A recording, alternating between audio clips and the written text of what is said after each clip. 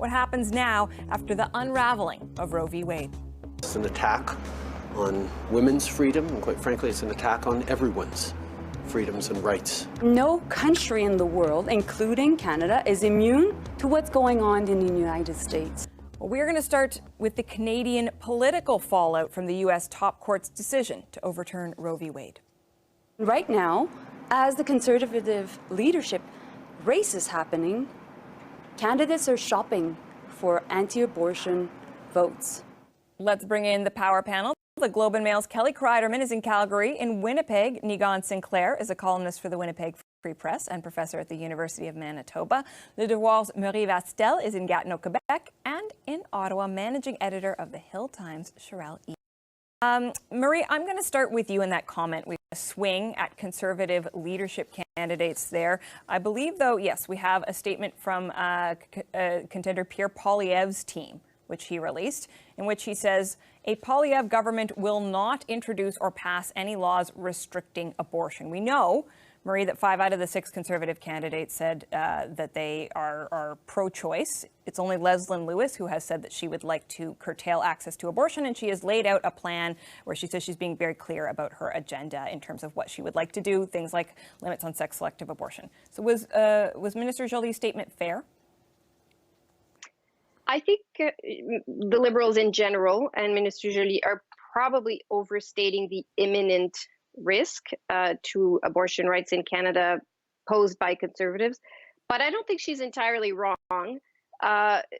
We've seen that Leslyn Lewis, one of the candidates, sort of used the decision today to reiterate her positions, which would be to ban coercing a woman to have an abortion, ban sex-selective abortions, and also stop funding abortions abroad in terms of our international aid. And that is something that Pierre Poilievre has said he would also do in an interview with the anti-abortion group Right Now. It's also something the Harper government did, the Conservative Stephen Harper government did when it was in power. And so I think Minister Jolie is perhaps exaggerating, saying that abortion will be illegal in Canada, but there are things that can be done, and there are things that anti-abortion groups push for on the margins of the debate to get their points across and to get some movement in their direction. On sex-selective abortions, for example, that's something that anti-abortion groups often use because it's not black and white. Some pro-choice Canadians don't support sex-selective abortions, which is the idea of aborting female fetuses in favor of male fetuses. And it's something that previous Status of Women Conservative Minister Rona Ambrose said that she was uncomfortable with when she voted in support of a Conservative motion that would have reopened that would have opened a study on the definition of when a fetus becomes a human being. And so it's not necessarily black or white, this measure, that measure. And I think that's where the debate is susceptible of being a slippery slope. And I think that's where some Conservatives are sort of pushing to see where they can move things to without completely overturning the situation as it is in Canada. And so I think it is a debate that is not closed. Mm-hmm. It's still very much open in those areas of the issue. Kelly, I know even when it comes to just broadly the media reaction, I will say, to this particular story, you hear particularly from Conservative voices who feel this is a U.S. issue, what is happening with Roe v. Wade, and decision to focus on it here in Canada is essentially like playing into the Liberal hands. What do you think about the legitimacy of the extent to which this is a live political issue, be it in the Conservative race or beyond? I think anything can be a live political issue. I'm sure there's a lot of people in the United States who would have thought very recently that Roe v. Wade was a closed issue. So I think anything can be opened up. Having said that, I think, it would have been nice if the federal Liberals had waited a day to reflect on this really momentous, ground shifting day in the United States for women in those states where they're talking about bans on abortion basically outright. I think there is time to reflect on that today before going into domestic politics. So it was it felt unneeded to me, and that might sound naive, but it felt unneeded today. I think there's enough going on. I also think that the Liberals in issues like this rely on them sometimes too much when things aren't going their way. And we saw that in the Ontario provincial election, the Liberals there talking about, gun control, and it felt like a political ploy rather than a legitimate expression of something. And I think the Liberals always can run into that problem. Having said that, it is, I think anything can change at any time. We're seeing that happen south of the border. It is a legitimate discussion to have. It's the biggest democracy in the world. What happens in the United States will reverberate with us in small and big ways. And we start that discussion kind of today.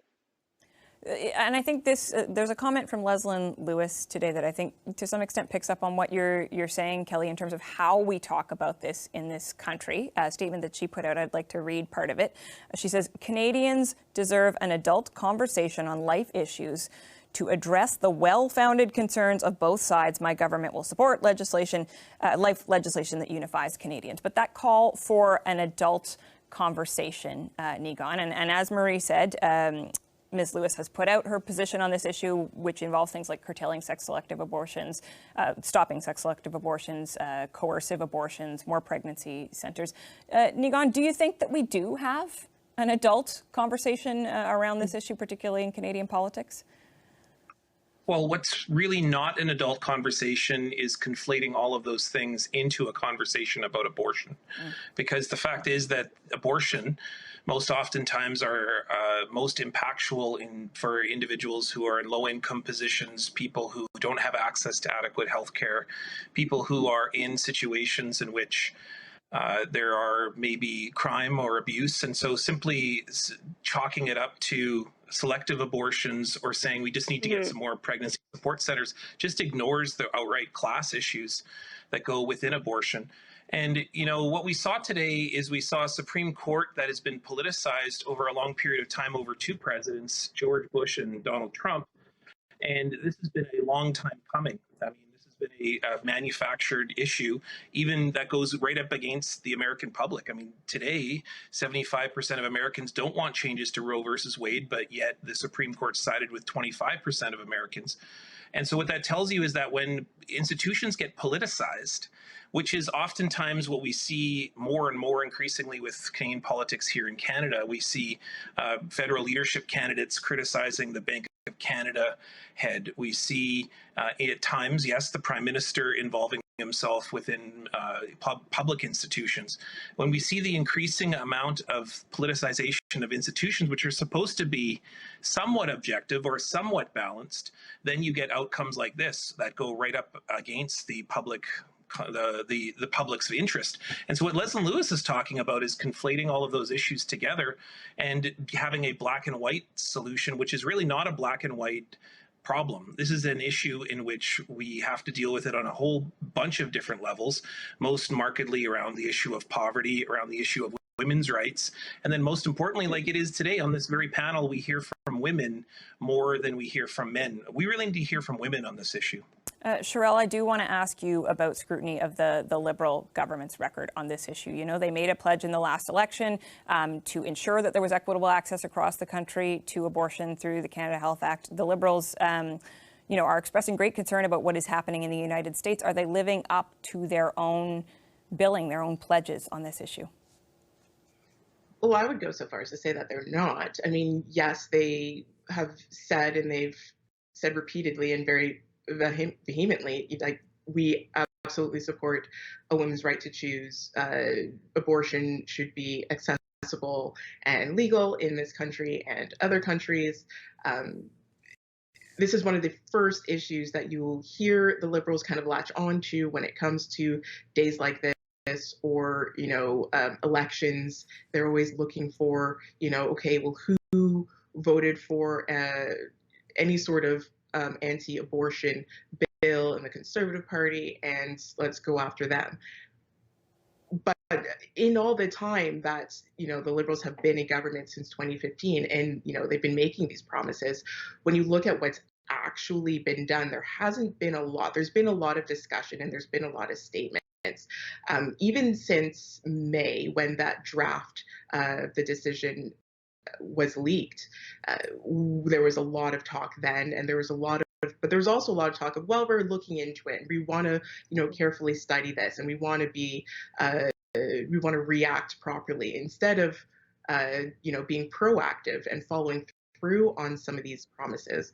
The last thing I could find since that, May, I believe it was May 3rd when the draft was leaked, was a May 10th announcement of $3.5 million over a 3-year period that the Liberal government announced from the 2021 budget for access to abortion projects. That's a small drop in terms of things that can and could be done. This was a $45 million pot. I believe only about 15 million of it has been allocated to about 9 projects since then. Yes, they were saying that they're having conversations, especially with provinces, because yes, this is a provincial jurisdiction issue when it comes to healthcare, in terms of strengthening regulations and things like that. But there isn't a lot of actual action that's been done since then. Okay, I'm going to thank the members of the Power Panel, ask them all to stand by, because we are going to come back to this issue, talking about U.S. politics in a moment.